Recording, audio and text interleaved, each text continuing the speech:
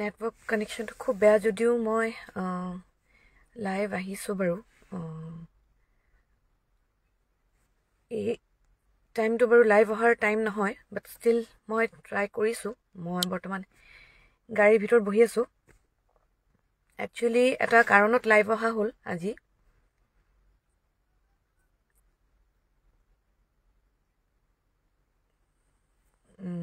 কোনোবা অনলাইন আছে যদি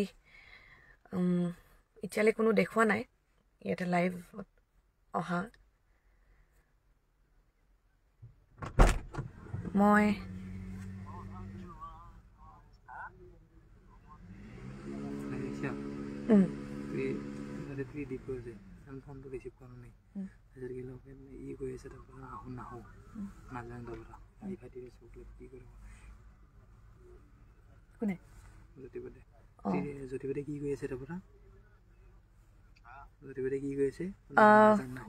কোনোবা লাইভত আছে যদি জনাবচোন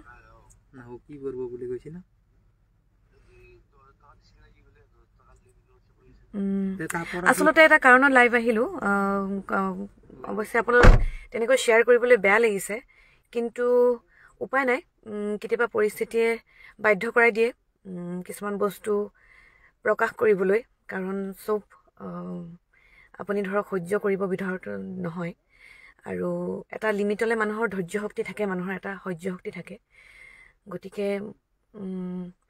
মই সেই ধৈৰ্য শক্তিটো হেৰাই পেলাইছোঁ যাৰ ফলত আজি লাইভ আহিব লগা হ'ল একচুৱেলি মই আছোঁ হয়তো সকলোৱে জ্ঞাতই যে মই এইবছৰ আমাৰ অভিনন্দন থিয়েটাৰ ভ্ৰাম্যমান জগতৰ নতুন সংযোজন অভিনন্দন থিয়েটাৰত চুক্তিবদ্ধ হৈছোঁ আৰু আমাৰ অনুষ্ঠানবোৰ চলি আছে তেনেকৈ গতিকে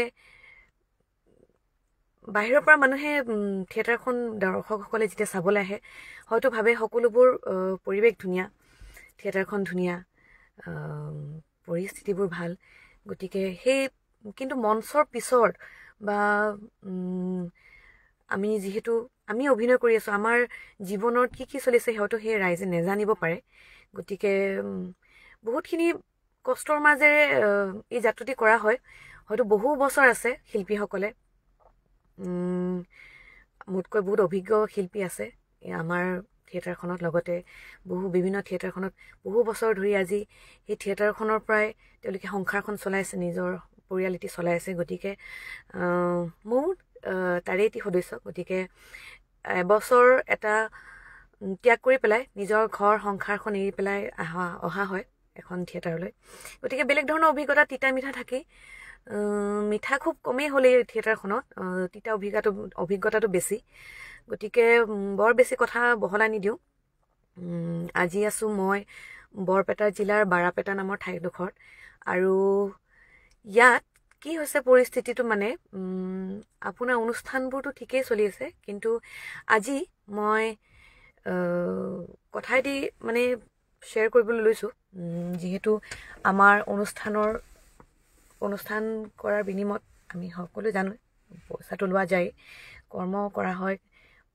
প্ৰফেশ্যনটো ভাল পোৱাৰ কাৰণে কৰি আছোঁ নিজৰ এটা গতিকে অভিনয়টো নিজৰ পেচা বুলি নকওঁ ভাল পাওঁ মনেৰে কৰোঁ শ্ৰদ্ধাৰে কৰোঁ কিন্তু তাৰ বিনিময় যেতিয়া পোৱা নাযায় সেই তেতিয়া বহুত দুখ লাগে গতিকে আজি থিয়েটাৰখনৰ হৈ পেলাই একো ক'বলৈ অভিযোগ দিবলৈ নাই কিন্তু থিয়েটাৰখনৰ যিজন প্ৰযোজক আমাৰ জ্যোতিপ্ৰসাদ তালুকদাৰ তেখেতলৈ বহুত ডাঙৰ এটা অভিযোগ দিম বুলিয়ে ক'ম যিহেতু কথাখিনি ক্লিয়াৰলি ক'বলৈ লৈছোঁ আজি বৰ্তমান এতিয়া বাজিবলৈ ধৰিছে 2টা অলমষ্ট চাগে 2টা বাজিব হৈছে এতিয়া সময় হৈছে 1:53 আৰু 7 মিনিটৰ পিছত 2টা ৰাতি বাজিব গতিকে এই 2টা বজালৈ মই বৰ্তমান অনুষ্ঠান শেষ কৰি আছোঁ পেণ্ডেলত থকাৰ কাৰণটো হ'ল আজি প্ৰযোজকজনে মোক তেখেতৰ মোৰ যিটো পে'মেণ্ট সেইটো দিবলগীয়া কথা আছে আজি বুলি নহয় অৱশ্যে এই থিয়েটাৰখনত মই প্ৰথম প্ৰায় যিটো মোৰ পে'মেণ্ট লৈ খেলি মেলি পাই আহিছোঁ গতিকে বহুদিন ধৈৰ্য ধৰি তেনেকৈ মই এডজাষ্টমেণ্টত কাম কৰি আহিছোঁ আৰু আজি কি হৈছে পৰিস্থিতিটো মানে তেখেতে মোক কাইলৈ কালি যোৱাকালি মোক আজি এটা পে'মেণ্ট দিয়াৰ কথা আছিলে। যিহেতু বহুতখিনি মোৰ পে'মেণ্ট পেণ্ডিং হৈ আছে, গতিকে আজি এটা পে'মেণ্ট দিয়াৰ কথা আছিলে। গতিকে মই বহুতখিনি সিদ্ধান্ত লৈ পেলাই এই থিয়েটাৰখনত আছোঁ এতিয়ালৈকে। আৰু কালি কথাখিনি অকণমান মই যেতিয়া বহুত টানকৈ তেখেতক ক'লোঁ যে পইচা পে'মেণ্টখিনি নহ'লে অকণমান দিগদাৰ হয় সময়মতে, যিহেতু আমি বেমাৰে আজাৰে যিয়েই নহওক আমাৰ পৰিস্থিতি আমি অনুষ্ঠান কৰি থাকিব লাগে। গতিকে কালি কথামতে তেখেতৰ আজি পে'মেণ্ট দিয়া কথা। আৰু আজি যেতিয়া অনুষ্ঠান শেষ হ'ল, অনুষ্ঠান শেষ উঠি আমি ইয়াতে পেণ্ডেলতে মই প্ৰায় ৰাতি ভাত খাওঁ বাহিৰত থাকিলে। আৰু ৰাতি ভাত খাই উঠি যেতিয়া মই গ্ৰীণ ৰুমত বহি আছোঁ, তেখেতে কোৱা মতে মোৰ আজি শ্ব' শেষ হোৱাৰ পিছত মোক তেখেতৰ যিটো মোৰ পে'মেণ্ট সেইটো তেখেতে দিব। তেখেতৰ একো খবৰ নাই, সম্পাদকৰ একো খবৰ নাই। নাই বুলি মই 1 ঘণ্টামান ৰখিলোঁ। মই সম্পাদকলৈ ফোন কৰিলোঁ, হীৰক জ্যোতি। তেখেতলৈ ক'লোঁ, তেখেতে কৈছে বা মই আপোনাক কৈ আছোঁ, আপুনি জ্যোতিপ্ৰদাক ফোন কৰক, জ্যোতিপ্ৰদা আপোনাক ফোন কৰিব। মই ক'লোঁ ফোন কৰা নহয়, আজিতো পে'মেণ্ট দিয়াৰ কথা আছিলে, যিহেতু ফাৰ্ষ্ট ডে' আৰু তেখেতৰ কথা মতে আজি মোক পে'মেণ্টটো দিয়াৰ কথা আছিলে। গতিকে মোক ফোন কৰিবলৈ কোৱা তেখেতে মোলৈ ফোন নাই। তাৰপিছত মই আকৌ প্ৰযোজক জ্যোতিপ্ৰদ তালুকদাৰলৈ ফোন কৰিলোঁ। তেখেতে ক'লে অকণমান সময় ৰখা, মই গৈ আছোঁ। তাৰপিছত আৰু আধা ঘণ্টা মই ৰখিলোঁ, নাই বুলিও 1 বাজিব হ'ল। এতিয়া 1 বজালৈ ৰখি আধা ঘণ্টা ৰখাৰ পাছত তেখেতৰ একো ফোন নাই, খবৰ খাতি নাই। তেখেতে পেণ্ডেলতে বহি তেখেতৰ বন্ধুবোৰৰ লগত তেখেতে কথা পাতি আড্ডা পাতি আছেগৈ। তেখেতৰ ইমানখিনি তেখেতৰ দায়িত্ব নাই যে এজন শিল্পীক তেখেতে ৰখাই থৈছে পে'মেণ্ট দিম বুলি। তেখেতৰ ইমানখিনি তেখেতে জানে যে এজনী ছোৱালী মানুহক পেণ্ডেল এটাত 1:30 বজালৈকে ৰখাই পেলাই তেখেতে এইখিনিও কোৱাটো দৰকাৰ বুলি নাভাবে যে তেখেতৰ পে'মেণ্টটো আজি দিব পাৰিম নে নোৱাৰিম। তেখেতৰ কোনো সেই বিষয়ে একো জনোৱা নাই। গতিকে এতিয়া বৰ্তমান 2টা বাজিব হ'ল। তেখেতৰ 2টা বাজিলে অলৰেডি। 2টা বজাৰ লগে লগে তেখেতে যেতিয়া মই ফোন কৰি পেলাই সুধিছোঁ যে পে'মেণ্টটো কি হ'ব, তেতিয়া কৈছে মই দিব নোৱাৰিম। আৰু এইটো কথা খুব বেয়া লাগে যে তেখেতে শিল্পী বুলি নহয়, এজনী ছোৱালীক ইমানখিনি কষ্ট দিয়াৰ তেখেতৰ ৰাইট নাই। প্ৰথম কথা, কাৰণ ময়ো এখন ঘৰ এৰি আহিছোঁ, মোৰো কষ্ট আছে, শাৰীৰিক কষ্ট, মানসিক কষ্ট সেইটো আছেই। গতিকে তেখেতৰ সেইখিনি ক্ষেত্ৰত তেখেতৰ কোনো ৰাইট নাই। এজনী ছোৱালীক তেনেকৈ শিল্পী এজনক পে'মেণ্ট দিম বুলি বহাই পেলাই তেখেতে নিজে পেণ্ডেলত আড্ডা পিটি আছে তেখেতৰ বন্ধুবৰ্গৰ সৈতে। গতিকে ইমানখিনি হৈ যোৱাৰ পাছত মই নাভাবোঁ যে তেখেতক লৈ পেলাই বা মোৰ যিখন থিয়েটাৰ তেখেতৰ প্ৰতি মোৰ কিবা এটা দায়িত্ব থকাটো উচিত। কাৰণ তেখেতে যদি মোৰ কথা নাভাবি পেলাই, মোৰ কথা চিন্তা নকৰি তেখেতে ইমান কেজুৱেলি কথাখিনি লৈছে, আৰু মই 2-3 বাৰ ফোন কৰাৰ পিছতো তেখেতে সেই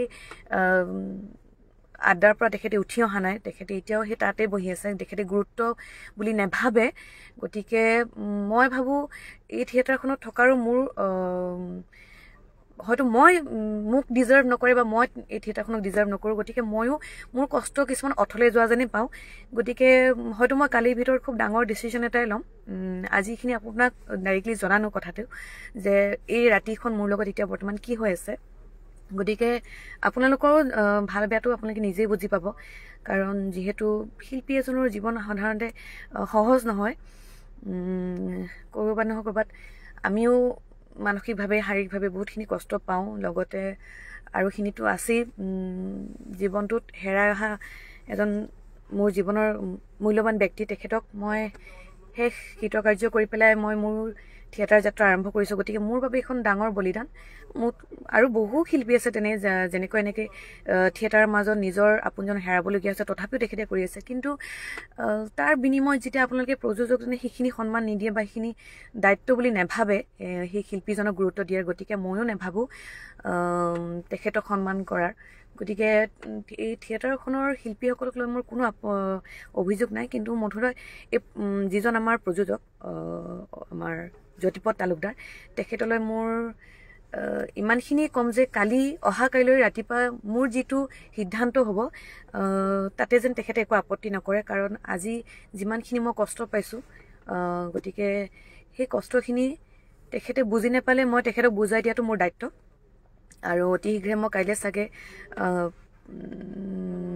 প্ৰেছ মিডিয়াই হওক, যিহেতু মানে কিবা এটা কাৰণত এনেকুৱা হঠাৎ যেতিয়া এখন থিয়েটাৰৰ পৰা আঁতৰি আহিবলগীয়া হয় বা হঠাৎ এখন থিয়েটাৰ এৰিবলগীয়া হয় কিবা কাৰণত, সেই কাৰণটো স্পষ্টভাৱে জনাই দিয়াটো ভাল ৰাইজক, আৰু তাৰ বাবে প্ৰেছ মিটো দিব লাগে। মই সেইখিনি সকলোখিনি ব্যৱস্থা কৰিম। গতিকে মই অহা কাইলৈ চাগে প্ৰেছ মিট দি পেলাই এই থিয়েটাৰখনৰ পৰা আঁতৰি যাম। তাৰ বাবে সকলোকে মই তাৰ ওচৰত ক্ষমা প্ৰাৰ্থী, ভুল নুবুজিব, কাৰণ ময়ো বহুত কষ্টখিনি কৰি আছোঁ আৰু কষ্ট কৰাৰ ধৈৰ্য বা হয়তো শক্তি মোৰ ওচৰত নাই। কাৰণ এজন শিল্পী হিচাপে যিমানখিনি সন্মান বা গুৰুত্ব দায়িত্ব তেওঁলোকে নিদিয়ে, যিমানখিনি তেওঁলোকে মোক নেভাবে প্ৰয়োজন বুলি, যে এই শিল্পীগৰাকীক মই ৰখাই থৈছোঁ ৰাতি 1-2 বজালৈ, তেখেতে যদি মোক এজন শিল্পী হিচাপে এইখিনি সন্মান দিব নোখোজে, দিব পৰা নাই। গতিকে মই বিচাৰোঁ যে সিমানখিনি দায়িত্ব তেখেতক বুজাই দিয়াটো উচিত। গতিকে অহা কাইলৈ মই প্ৰেছ মিট দি পেলাই এই থিয়েটাৰখনৰ পৰা অব্যাহত ল'ম বুলি ভাবিছোঁ, আঁতৰিম। গতিকে যিমানখিনি যি প্ৰচেছ থাকে মই সকলোখিনি কৰিম। গতিকে আপোনালোকে সকলোৱে ক্ষমা প্ৰাৰ্থী এনেদৰেই, কিন্তু থিয়েটাৰখনৰ পৰা আঁতৰি গ'লে যাতে আপোনালোকে মোক বেয়া নাপায়, কাৰণ মোৰো এটা নিজৰ বাধ্য বা কি ক'ম আৰু, মই বাধ্যত পৰি পেলাই আহিবলগীয়া হৈছে আজি লাইভ আপোনাৰ ওচৰত এনেদৰে ক'বলগীয়া হৈছে। ভবা নাছিলোঁ জীৱনটো তেনেকৈ কৰিবলগীয়া হয়, মানে ভবা নাছিলোঁ আৰু যে এনেকৈ কেতিয়াবা লাইভ আহিম, আপোনাক তেওঁৰ কথা তেনেকৈ ক'ম। গতিকে সঁচাটো সঁচা ক'ব লাগিব, সঁচাতে জনাটো উচিত তেওঁলোকে। গতিকে মই অহা কাইলৈ যি ব্যৱস্থা ল'ব লাগে তেখেতৰ বিৰুদ্ধে ল'ম, আৰু আপোনালোকে যাতে মোক ভুল নুবুজে, আৰু তাৰ মাজত যদি কিবা ভুল ভ্ৰান্তি হৈছে ক্ষমা কৰি দিব। লগতে এনেদৰে আপোনালোকে মৰম আশীৰ্বাদ দি যাব যাতে আপোনালোকৰ হৈ কাম কৰি যাব পাৰোঁ। ধন্যবাদ।